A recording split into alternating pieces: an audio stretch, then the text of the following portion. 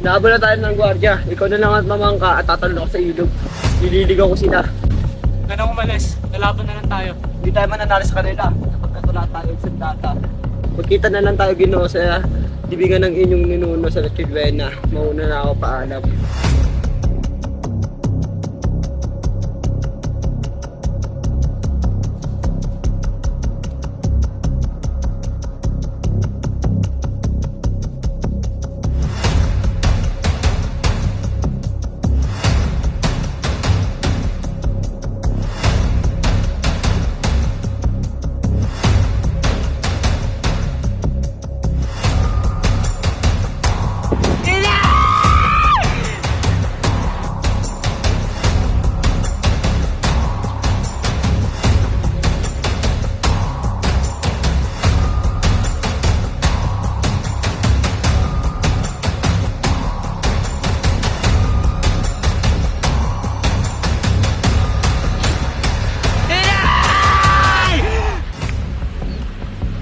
Sino yung babae niyan?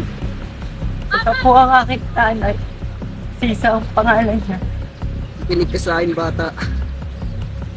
Sinugin mo ang pampay namin ng iyong ina. Buhayin mo ang gintong binaon ko at gamitin mo yun sa iyong pag-aaral. Mamamatay ako, di man lang nasaksiyan ng bukang liwayway sa mahal kong bayan. Kayong nakakita nito, huwag kami hayaang makalimutan ng kami mga yumaot nagtanggol sa bayan.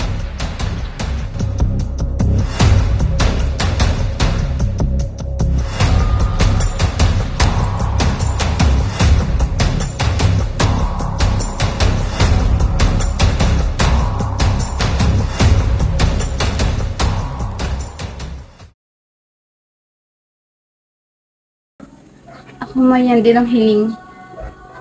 Ngunit batid natin walang permanente sa mundo. Huwag mong papabayaan ang sarili mo, Crisostomo. Patuloy kang mamuhay kahit ako'y wala na sa iyong piling. Ang galit ang siyang papatay sa iyong pagkatao. Kaya't huwag mong hayaang galit ang mayani sa iyong puso. Lagi kang mag-iingat, Crisostomo. Huwag mong papabayaan ang iyong sarili. Lagi mong tatandaan, ikaw ang mahal na mahal ko. Paalam.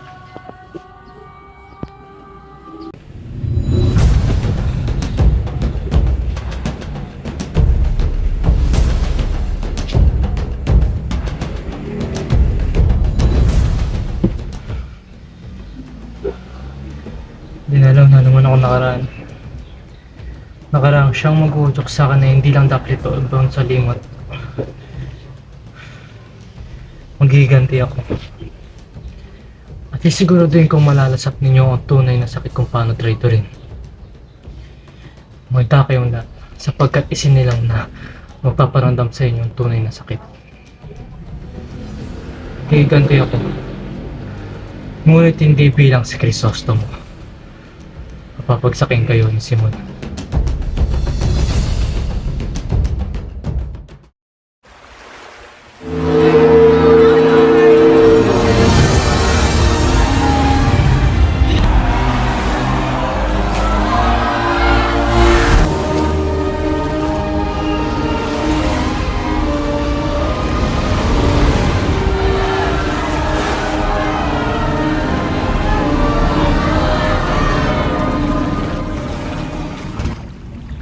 Diyos mio, ang kupad-kupad ng bapor na ito.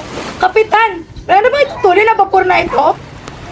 Ang mga salot sa lipunang ito ay mga idyong wala naman lugar sa pamayanang ito.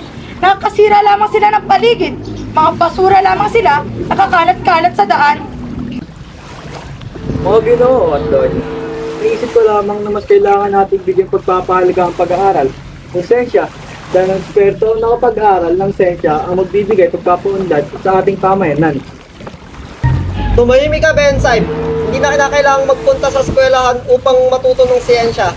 Sapat na ang karanasan ng mga mamamayan upang mapagandang Ilog Pasig. Alam mo ba ang kakayahan ng mga dalubhasa Agham? Para sabihin sa inyo, wala silang alam. Tignan nyo ang tulay ng Obra del Fuerte. Ang sabi ng biyasa sa Agham ay may kahinaan ito at mapanganib. Ngunit hanggang ngayon, andyan pa din ang tulay. Hindi natitibag ng bahaman o lindol. Sang-ayon ako sa aminukain ni Padre Salvi. Isa pa, wala rin atang maayos na ilog sa kupulang ito. Ito rin ang isa sa mga problema ng ating pamayanan ngayon. Kung kaya kailangan nating makaisip ng solusyon upang maisasabi ang lumalalang pagdarating na ito. Ano namang solusyon ang dapat nating gawin? Ang solusyon ay napakadali. Hindi ko nga lang mawari kung bakit walang sino man ang nakaisip nito. Ano namang gusto mong ipaiwatig, Ginoo? Naisip ko lamang na magandang remedyo sa ating problema kung magbubukas tayo ng panibagong ilog sa pamamagitan ng pag-uukay ng mga kanal na buhat sa bunganga ng ilog Pasig hanggang sa labasan nito ng tubig na pararaanin sa Maynila. At ang mga lupa na mahuhukay ay itabon natin sa dating ilog. Napakadali, hindi ba? Ngunit ang salaping gagastos sa magagawa. Saan tayo kuha? Ginoong Simon? Di ang problema. Gamitin natin ang mga bilanggo at sila ang paggawin. Kung hindi yun sapat, gamitin natin ang mga mamayan. Bata man o matanda ay paggawin. Sa parang yun na hindi na tayo magwawaltas ng pera. Pagsimulan lamang yan ang mga alsa ng mga tao. Kailangan lang akong mag-alaga ng mga maya nakatira sa ilig ng itik.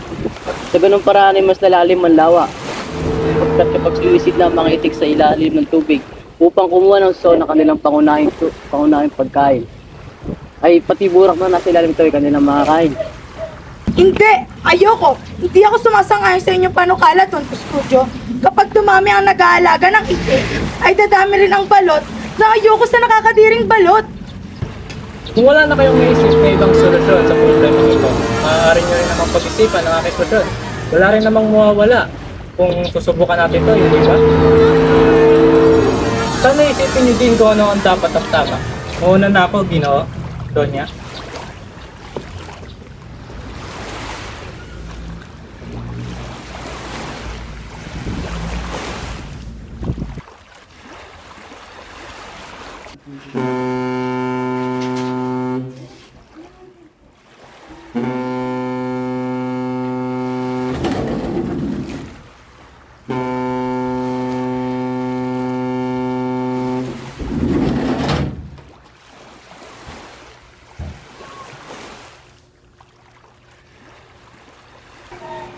Kapitan, nais po sana namin ipalam sa inyo. Nagbabala kami mga kabataan na bumuo ng isang institusyon gamit ang wikang Kastila.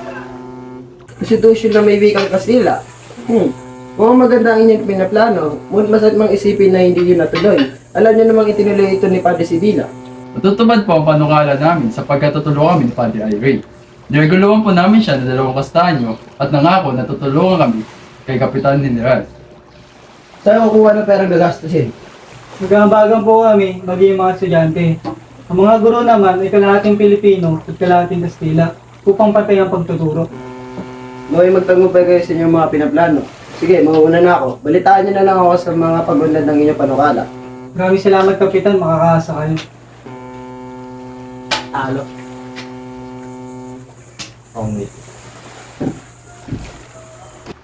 Sagani, ano nga palang sabi ng mga mapatungkol niya Paulita? Wala naman, binigyan lang niya ako ng mga payo sa pagsusuhin ng mapapangasawa. Pero sinigurado ko din na magugustuhan niya si Paulita. Sinabi ko din na lahat na yata ng ML na sa kanya at wala na siyang hanapin pang iba. Tama ka. Maganda, mabait, mayaman, magalang, ang kaso nga lang. Ang kaso, ano? O bakit kinabahan ka? Masabi ko lang naman ay lagi niyang kasama ang kanyang tiyahin na mapanakit. Oo nga. Ano kay problema nun? Dahil pa sa mata ng dalaga.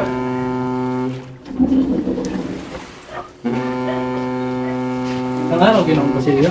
Nais ko lang mga musta, ngunit pagpasensya niya na ako nakaabala ko sa inyo pinag-uusapan. Magandang araw din, Ginoong Simon. Huwag kayo mag-alala, hindi naman kayo nakakaabala. Siya nga pala, si Sagani, matalik kong kaibigan. Sagani, si Ginoong Simon. Nagagalak po akong makilala kayo, Ginoo. Meron din ako. Oo nga pala, kamusta yung lalawigan? Balita ko ay talamak na naghihirap na doon. Hindi makabili ang mga mamayan ng alahas doon. Totoo ba yan? Totoo pong hindi kami bumibili ng alahas sapagkat di namin ito kailangan.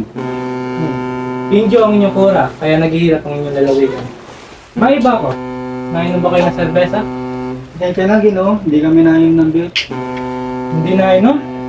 Kaya kulang sa lakas at sigla ang mga Pilipino dahil puro tubig ang iniinom nyo. Tama nga ang sinabi ni Padre Cahora. Pakisabi na lang po kay Padre Camora na tubig na lamang ang kanyang inumin upang mawala ang usap-usapan patungkol sa kanya. Isa pa, kapag ang tubig ay matabang at naiinom, ngunit kaya nitong makapatay ng apoy. Kapag naman ito ay ininit, ay nagiging singaw. Kapag naman ito ay ginalit, ay nagiging malawak na karagatan na kayang makawasak ng sangkatauhan.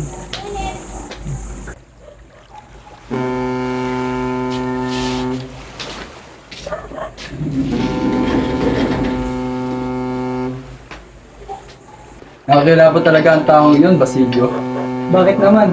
Alam mo bang siya ang tagapayo ng Kapitan General? Ano? Ba't di mo sa akin sinabi kaagad? E di sana mas maayos ang pagtrato ko sa kanya kanina. Paano ba yung kaibigan? Baka hinahanap na ako ni Padre Florentino. O baka gusto mong sumama?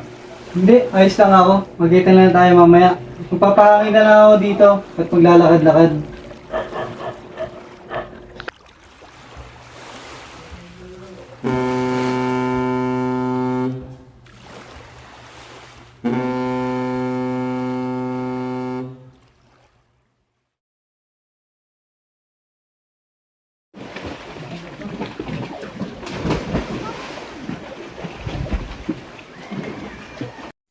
Ang buwis na. Oh, Ginong Simon, mabuti naman andito ka na. Saya lang di mo nakita pakagandang tanawin. Saan ka ba nang galing? Naglalakad-lakad lamang ako doon sa studio. Isa pa, mas maganda pa rin ang isang lugar kung ito'y napaglumanan ng panahon, kung saan maraming alaalang nakapalipot dito, hindi ba? Kaysa naman sa magandang tanawin na ubad sa alamat. Kung alamat na din na pag-uusapan, mayaman dyan ang Ilog Pasig. Nandiyan ang alamat na lapad na bato. Ang sabi ng mga tao noon, nabuhay ang batong ito. Ito rin na sinasamba ng mga tao bago pa man sila sakupin ng mga Kastila. Sabi pa nga ay, pinananahanan nito ng mga espiritu, kaya lahat ng mga bangkang dumaan dito ay tumataog. Kapitan, punta pa tayo ng lawa. Punta dito na ba tayo ng Pilibustero, hindi ba? Sino nga yan? Ibarra o Ibarra? Ibarra ang alay niya. Tignan niyo ang lugar na iyon. Sabi ng Guardia Civil habang hinahabol niya si Ibarra, ay bigla ito tumalon sa bangka. At sa tuwing lilitaw ang ulo nito, papaulan agad din ng bala habang lunguna lamang ang kumulay sa lawa. Ayun na nang nangyari at 13 taon na ang nakakalipas. Ha? Dapat lang yun sa kanya. Dahil isa siyang pilibustero. Manang-mana talaga yun sa kanyang ama na isa ding pilibustero. Ginong Simon, ayos ka lang ba? Namumutla ka ata. Sandali, kung mo sabihin mo yun ka, Ginong Simon. Ganyan dapat na na, kasi isa ka man lalakbay. Ang lawang ito higit na malaki at malawak sa lawa ng Suwisa. Sa buong pinagsama-samang lawa sa buong Espanya. Marami na rin akong kakilalang manlalakbay na nahilo sa lugar na ito.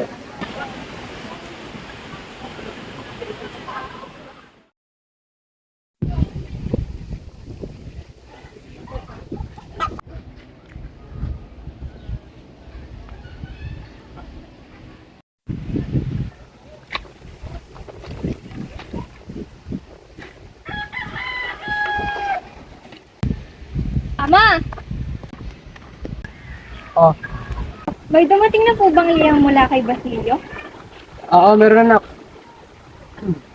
Ito.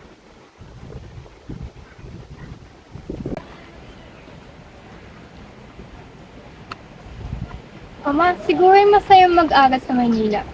Malamang ay masaya din sa Basilio. Gusto mo di ba mag-aaral doon? Sige, sa isang taon, sa Manila ka na rin mag-aaral. Talaga, Ama? Salamat po. Wala yun anak, saan mo di ako mag-aaral? Pangako po yan, Ama. Sige na po, mauna na po ako at mabasahin ko ulit ng sulat. Mayroon ko na po muna kayo.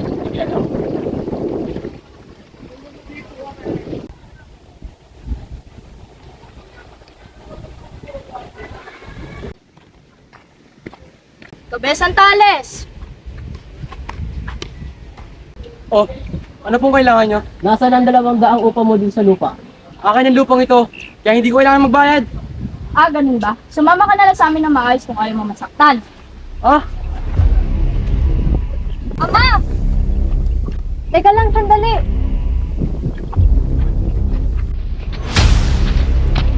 Ama!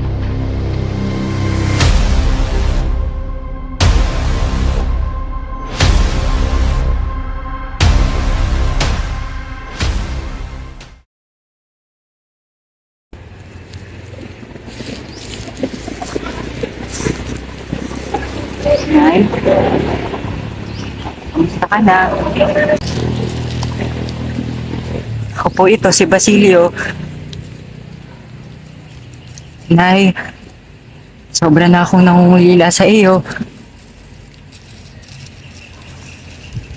13 taon na rin yung nakalipas. Ngunit nadarama ko pa rin ang sakit ng nakaraan.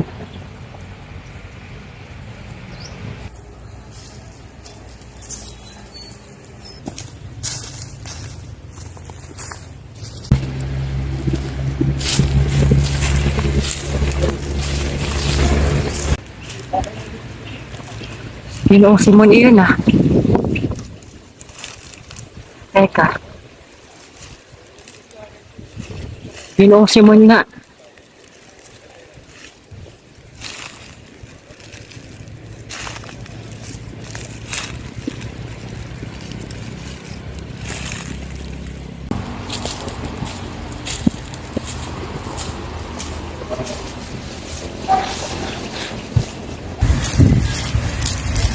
May maitutulong po ba ako sa inyo?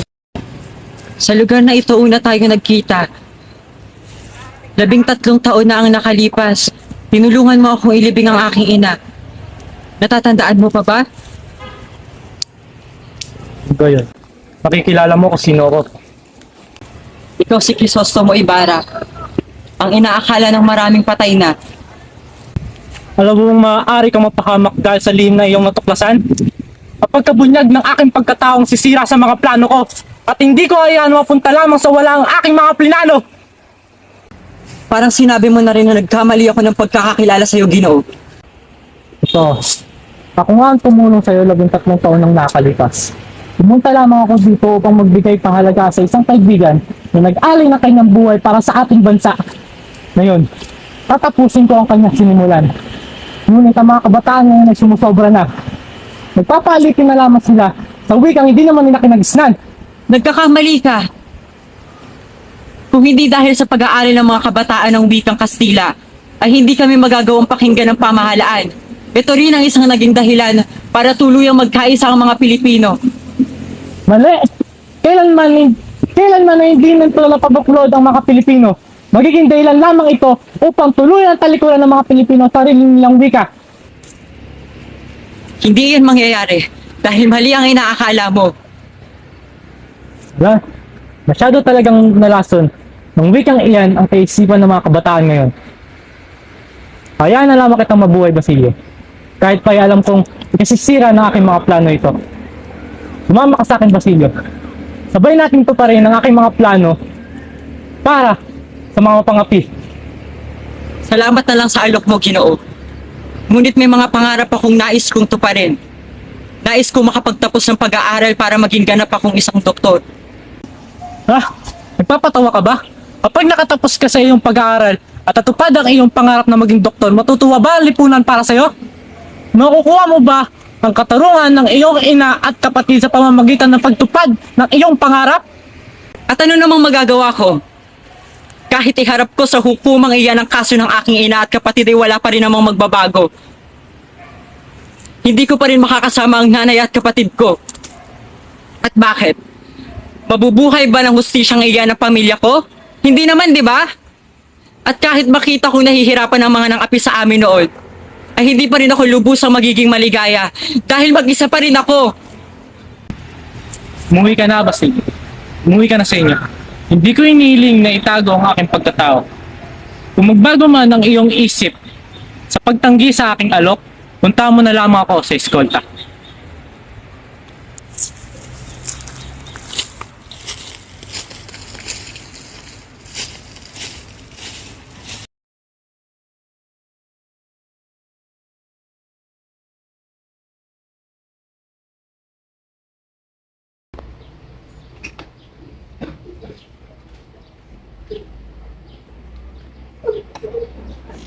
Ang gaganda. Ang mga kwintas na yan ay nanggaling pa sa Egypto. Gusto sa pagmamayari ni Cleopatra. May mga kwintas din ako at sing-sing na dala na tiyak magugustuhan mo. Bumibili din ba kayo ng mga lumang hiyas, Ginoo? Opo. Ikaw ba isang tales? May nais ka pang ipagbili sa akin? Naubos na ang lahat ng alahas ng aking anak. Isa na lang ang natira. Kung gayon ay maaari ko bang makita ito?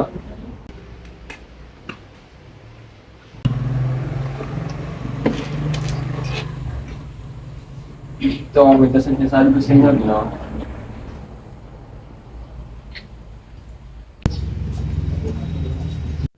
Sandali, kung hindi ako nagkakamali, ay dating pagmamayari iyan ng kaibigan kong si Maria Clara. Suot-suot niya iyan nung pumasok ng monastery. Ang ganda. Magkano kung bibiling ko ito, Conde Santanas?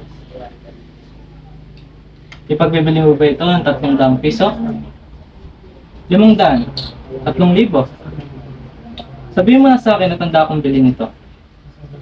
O baka naman gusto mong ipagpalit ito sa ilan sa mga aking mga alahas. Pasensya na si Simon. Ngunit hingin ko muna ang permission ng aking anak o dito. Kasi kayo niyo po ako.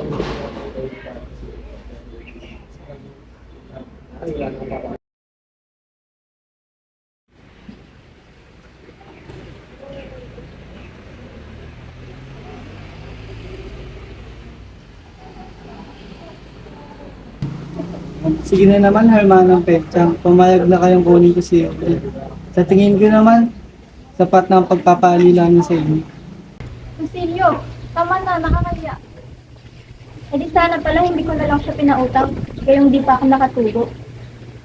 Pumayag na po kayo. Ako na lang pong bahala magbayad ng tubo. Pauwiin niyo lang po si Audrey. O siya, sige na nga, aalis muna ako. Sige po, mag-ingat po kayo. Salamat. Salamat, Basilio. Gagawin ko lahat ng mga pagpasaya sa'yo. Ganun kita kamahal. Mahal na mahal mo kita.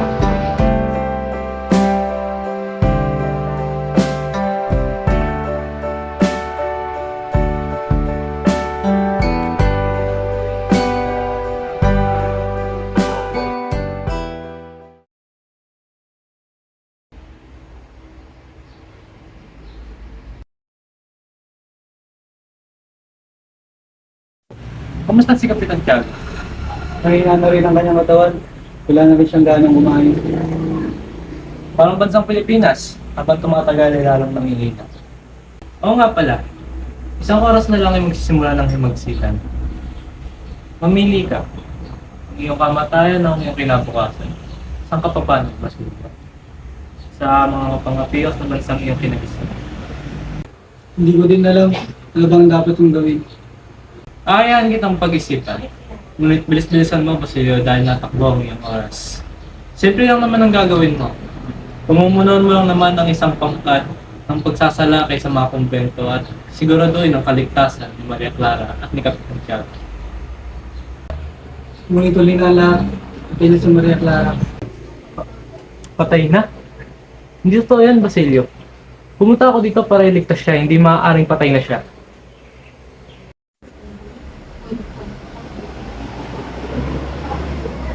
Ito ang kasulatan nag-aalaman ng lahat. Namatay siya ng ika-6 ng hapon. Hindi. Hindi maaari ito. Hindi niya man nalaman na buhay pa ako. Namatay siyang dala ang sakit at pagtitiis.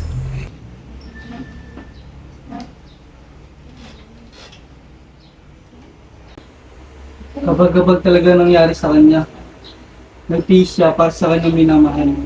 Ngunit ito naman ang kanyang kabayaran. Sadyang malapit talaga ang mundo.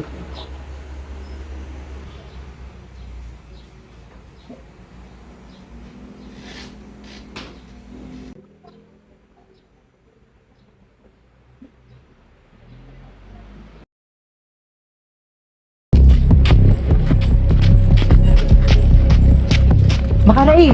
Basilio, anong ginagawa mo dito? Maaari kang mapahamak sa bilang mapagsugod. Gusto lamang sana kitang makausap. Basilio, ano ang iyong pangalan? Basilio po. Mabuti naman at di mo na kami pinahirapan pa. Huhuling ka na rin namin, Basilio. Teka, sandali lang po. Ano bang nagawa ko? Ano ang naging kasalanan ko? Sandali lang. Tama ng satsat, sumama na lang kayo sa amin. Teka, sandali lang. Ano ba?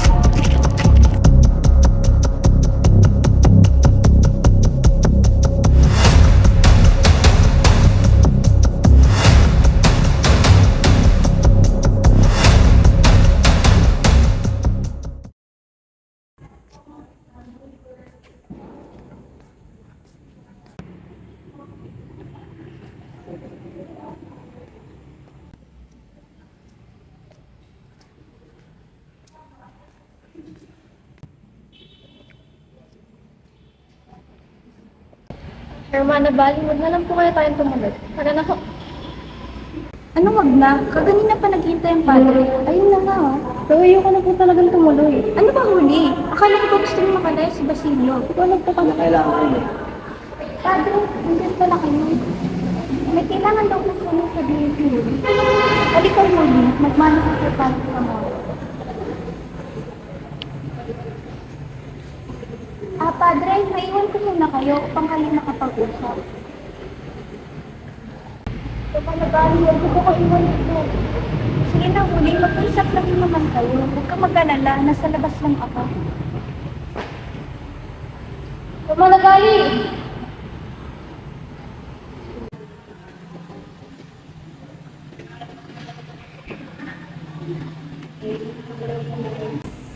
Ano ko na dito pa kayo uli. Nais mong makalaya si Basilio, tama ba? Sige, tutulungan kita. Ngunit alam mong may kapalit ang lahat ng bagay.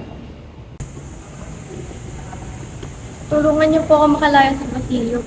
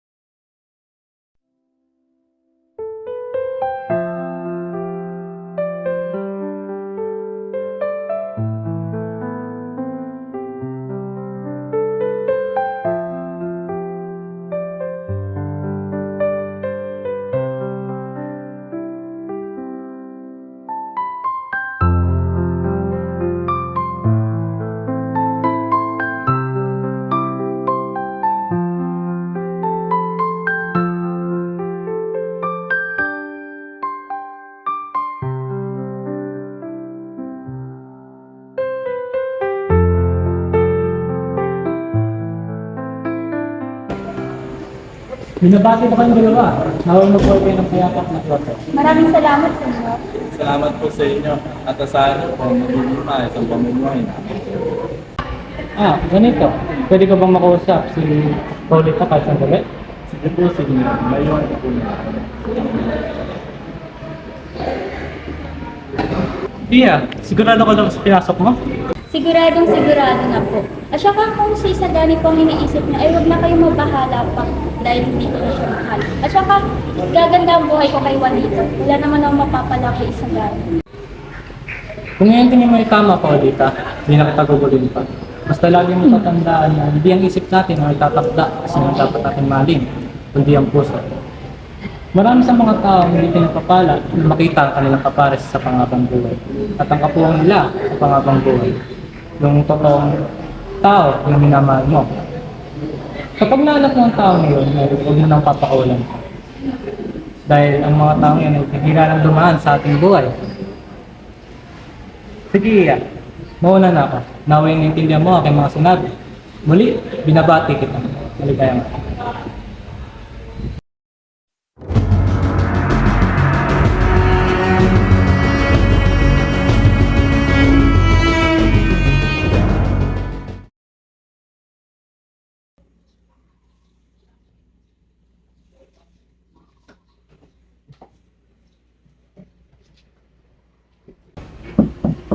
Ginong Simon. Oh, Basilio, ano sadya mo dito? Buka mo na.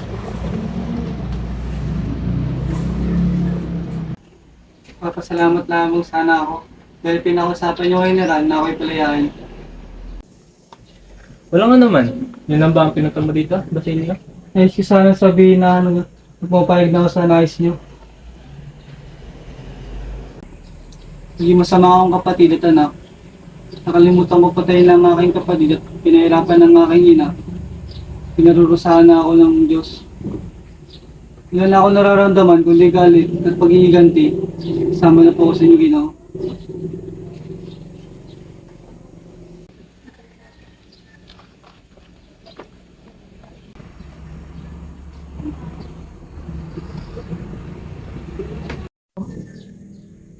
Ano niyo lang parang iyan? Sandali.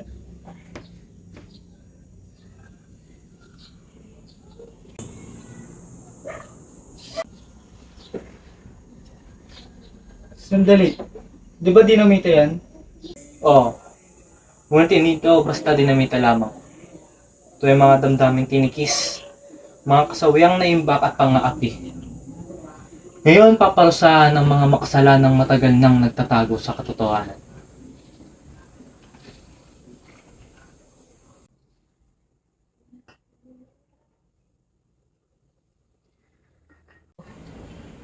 Mamayang gabi ay magkakaroon ng kasilayan. Ilalagay ko ang lamparang ito sa gitna ng handaan. Magsisilbing itong liwanag.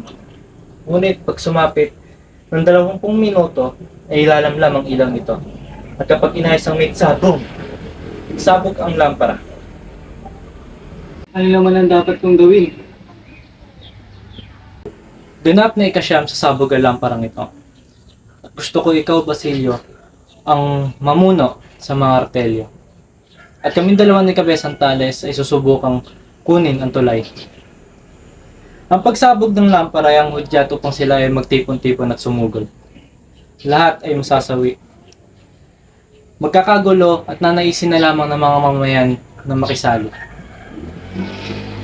Indio, Mestizo, Inchik at Kastila, lahat sila ay masasawi. Mamamatay ang mga mahihina at matitira ang mga malalakas. Lahat! Kahit ang mga walang laban at mga inosente? Oo, lahat. Mula sa dugong dadanak ngayong gabi ay sisibol ang panibagong lahi. Panibagong lipunan na wala nang maaapi. Ano naman sasabihin sa atin ng mundo pagtapos nito? Papalakpak ang daigdig at tayong malalakas ay pupurihin.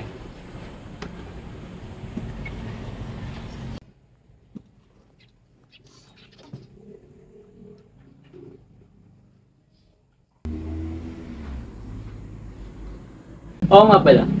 Mamaya hintayin mo ako sa tapat ng simbahan sa San Sebastian sa ganap ng 10 ng gabi. Doon ko sasabihin sa iyo ang iba mong gagawin. At kapag tumapat naman ng 9, ay lumayo ka sa daangan luwagin. Mag-iingat ka, Basilio. Magkita na naman tayo mamaya, Ginoo. Mag-iingat din kayo.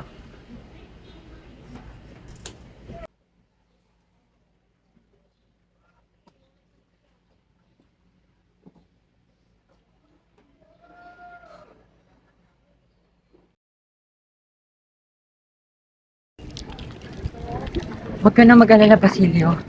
Maayos din ang lahat. O Isagani, saan ka pupunta? Pupunta ako si Paulita, Basilio, sapagkat baka wala na siya bukas. Kailangan ko siya kausapin ngayon. Teka, ano? Huwag ka nang tumuloy. Ngunit bakit nahuli ko pagkakataon para makausap siya? Huwag ka nang tumuloy. Makinig ka mabuti, Isagani. May dinamitang sasabog anumang oras simula ngayon. Kaya utang na loob, huwag mo na siyang puntahan pa. Liligtas na siya. Binalaan na kita, kaibigan. Sana ay nakinig ka na lamang sa akin.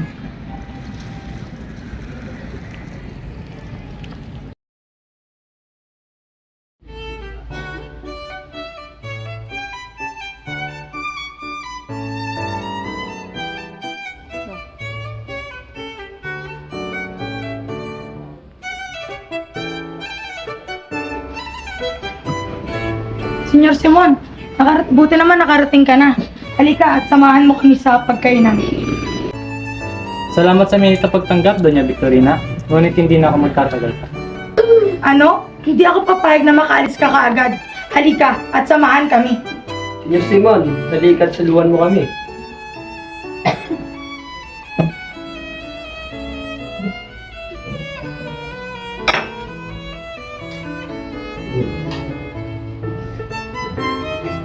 Ipagpatawad niyo, ngunit kailangan ko na talaga umalis. Tanggapin niyo na lamang itong lampara bilang aking regalo. Ang ganda-ganda naman ng lamparang yan. Maraming salamat, Senyor Simon. Ngunit, sigurado ko bang ayaw mo kami samahan kumain?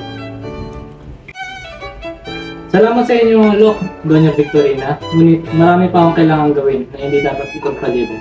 Sige na, mauna na.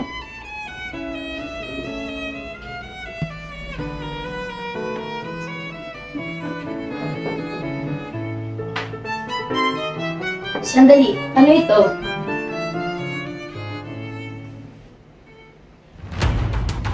Mayntes Fares, Juan Crisostomo Ibarra? Hindi! Masamang biro yan. Ngunit ito'y nanggaling sa taong matagal ng patay. Sulat ito ni Crisostomo. Hindi ako pwedeng kamali. Huwag kayong mabahala. Dahil siguro di naman totoo yun. Hindi kaya nasa tayong patayin. Huwag niyong alalahanin yan. Ituloy ang kasilihan. Padre Irene, pakitaas ang lampara.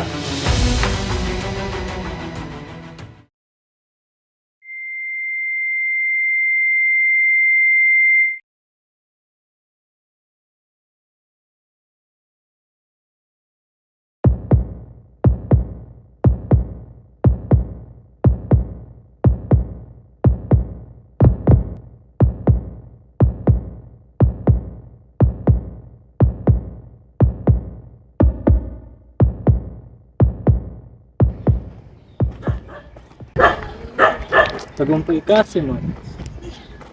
At masaya ka. Dahil nagtagumpay ka.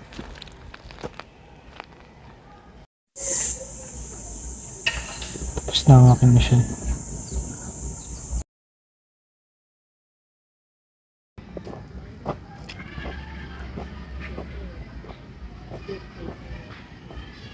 Padre! Padre!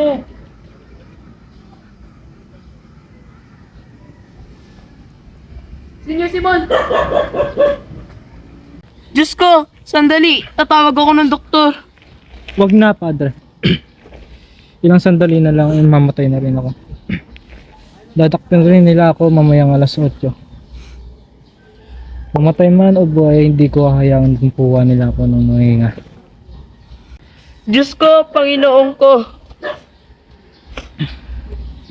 Huwag ka mag-alala, Padre. Nangyari na ang nangyari. Gumagabi na at nais ko lamang sabihin sa inyo ang aking lihim. Handa akong makinig sa'yo, Senyor Simon. Totoo naman na may Diyos na gumagabay sa atin, hindi ba, Padre? Oo, ang Diyos lamang ang tutulong sa atin pag tayo wala nang mapuntahan. Tulungan mo ko, Padre. Ayokong mamatay na may kasamang galit. Nais ko sanang magkumpisal. Patawarin ka ng Diyos, anak. Lagi mong tatandaan na ang buhay ay hindi laging masaya. Minsan, kailangan din natin ng sakit upang matuto, hindi upang magpuot. Hindi natin kailangan ng paghihiganti dahil ito lamang magbubunga ng panibagong kasalanan. Hindi ko lamang maintindihan, Padre, kung bakit ako ang kanyang pinaparasaan. Hindi niya pinaparusahan, anak. Yan lamang isang pagsubok sa iyong buhay na dapat mong lagpasan. Lahat ng bagay may dahilan. Hindi mangyayari ang isang bagay kung hindi mo ito matututunan mula dito. Alam niyang nabulag ka sa pagkagalit at puot, kaya wala kang kasalanan. Kagustuhan din niyang hindi matuloy ang iyong plano dahil alam niyang mali ito. Maraming salamat, Padre. Ngayon, ay payapaan akong mamatay.